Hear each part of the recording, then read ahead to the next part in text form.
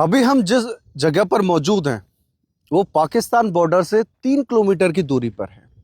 और जो मेरे पीछे आप देख रहे हो इसे कहते हैं टोबा। यानी कि यहाँ पर जो पशु पक्षी जो पानी पीते हैं, हज़ारों लोगों के पानी पीने के लिए ये जगह है।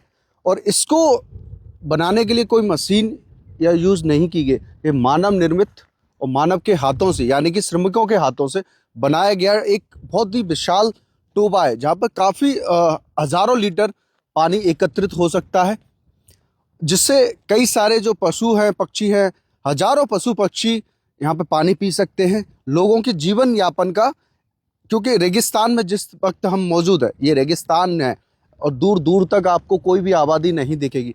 हम बॉर्डर से 3 किलोमीटर की दूरी पे आप देख सकते हैं और आप सोच भी सकते हैं कि बॉर्डर से मात्र 3 किलोमीटर दूरी पर कितने ही गांव हैं। अभी हमने कुछ देर पहले हम जो गांव थे फतेहपुरा, उस गांव में हम रुके थे। वहां से जाना था कि किस तरीके की परेशानियां हैं और उन्हीं परेशानियों पर आधारित एक जो यहाँ की जो रियल समस्या है पानी की, क्योंकि सिर्फ बरसात का पानी ही यहाँ पर एक माध्यम होता है जिसका यूज़ भी करना होता है नहाने के लिए, पीने के लिए, खाने के लिए, पशु पक्षियों के लिए। अगर बरसात पर सारा केंद्रित होता है, अगर बरसात नहीं होती है तो यहाँ पर पानी की कमी हो जाती है। लेकिन यहाँ पर मैं एक बात और आपको बताना चाहूँगा कि इंदिरा गांधी नहर जो परियोजना थी उससे कुछ लिफ्ट कैनाल भी आती हैं, लेकिन अभी 60 दिन की उसमें 60 दिन की अभी कोई रिपेयर का काम नहरबंदी कर रखी है, जिसके कारण पानी नहीं सप्लाई किया जा रहा है। सिर्फ बरसाती एक माध्यम है। अभी जो है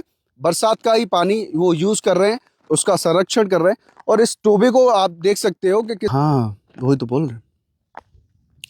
तो आप इस टोबे को भी देख सकते हैं कि किस तरीके से ये सूखा हुआ है, क्योंकि बरसात इतनी अधिक मात्रा में अभी हुई नहीं है, पानी यहाँ पर रुका नहीं है, भरा नहीं है। क्योंकि जब अधिक बरसात होती है तो अधिक पानी एकत्रित होता है, लोगों के जीवन में वो खुशियाँ भी लेकर के आता है अधिक बारिश होने से। लेकिन आप देख सकते हैं नीचे कि इसकी मिट्टी तक सूख गई है। मैं अगर दिखाना चाहूँ, इसमें दरारें पड़ी हुई हैं, ये देखिए, ये दरारें पड़ी हुई हैं, बिल्कुल मिट्टी सूख चुकी है, यानी कि पानी है ही नहीं। और जब पानी नहीं होगा तो जल किस तरीके से एक क्षेत्र का विकास हो सकता है। जो सरकार दावे करती है कि हमने बॉर्डर एरिया तक विकास पहुंचा दिया है, लेकिन मैं अभी जब बात कर रहा हूं तब हमारे पास कोई नेटवर्क कनेक्शन नहीं है। और राजस्थान के रंग जो हमारी यात्रा है वो इन्हीं मुद्दों पर आधारित है, उन्हीं मुद्दों के उद्देश्य पर चल रही है, जहां पर हम बारीकी से बॉर्डर तक एक एक एरिया, गाँवों में, ढाणियों में, शहरों से लेकर के गांवों तक, गांवों से लेकर ढाणियों तक, हम उन्हीं समस्याओं को जो सरकार के सामने नहीं है, जनता के सामने नहीं है, उनको दिखाने का हम काम कर रहे हैं। सरकार की नींद जगाने का भी काम कर रहे हैं, क्योंकि पानी की व्यवस्था। और अभी मैं आपको बता दूं, जिस वक्त हम ये शूट कर रहे हैं, जब हम यहाँ पर उपस्थित है, हमारे पास मोबाइल में कोई भी नेटवर्क कनेक्शन भी नहीं है। अब आप सोचिए कि इस तरीके के एरिया में जो बॉर्डर से मात्र 3 किलोमीटर दूर हो, पाकिस्तान बॉर्डर से, जिस तरीके से आतंकवादियों की भी आवाजाही रहती है, कई बार घुसपैठ की खबरें भी आती हैं, तो अगर नेटवर्क कनेक्शन ही नहीं होगा तो वो किसको सूचना कैसे देंगे। अभी जब हम पिछले गांव में थे तो वहां पर चिकित्सालय तक नहीं था। एक प्राथमिक स्वास्थ्य केंद्र जो होता है वो भी बॉर्डर के अंतिम गांव में, यानी कि बॉर्डर के जो बिल्कुल पास में है, और शहर से राजस्थान का सबसे अंतिम गांव है, वहां पर प्राथमिक स्वास्थ्य केंद्र नहीं है। अगर किसी की बात की जाए, किसी की तबीयत ज़्यादा सीरियस खराब हो जाती है तो उसको यानी कि बीकानेर वहां से ट्रांसफर करना पड़ता है, रेफर करना पड़ता है। तो सोचिए कि इस तरीके की बुनियादी सुविधाओं के लिए 75 साल हो चुके हैं हमारी आज़ादी को, लेकिन आज भी ये गांव जो दिख रहे हैं आपको, ये बुनियादी सुविधाओं के लिए आज भी तरस रहे हैं। 75 साल की आज़ादी के बाद भी अगर आज इस तरीके का लोगों को सफ़र करना पड़ रहा है, मजबूर होना पड़ रहा है अपनी बुनियादी आवश्यकताओं के लिए, तो सोच सकते हैं कि विकास की क्या ही कीमत रह गई है, क्या ही उद्देश्य है।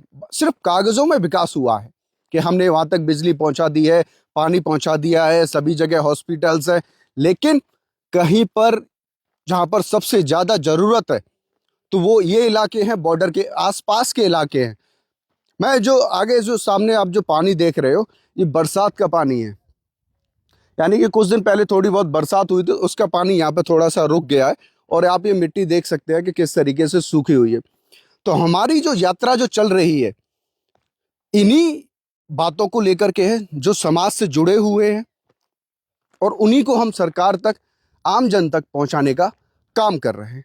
ये सूखी हुई मिट्टी अब, अगर किसी, अब गर्मियों का सीजन आने वाला है, आ भी चुका है।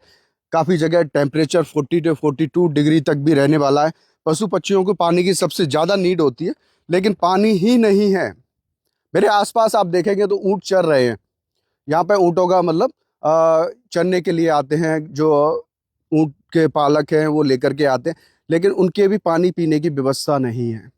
वो भी बेचारे घर से एक बोतल पानी लेकर के आते हैं, लेकिन एक बोतल पानी कितनी देर तक चलेगी, इस बात का अंदाज़ा आप भी लगा सकते हैं। और मेरा शूज़ फंस गया है, लेकिन ठीक है, अपन जिस तरीके से काम कर रहे हैं, सरकार को उसी तरीके से बुनियादी आवश्यकताओं पर नजरें रखनी पड़ेंगी, कार्य करने पड़ेंगे। और बुनियादी आवश्यकताओं के लिए 75 साल तक की वो तरसे हैं, अब तो सरकार उनको वो सुविधाएं मुहैया करवाइए।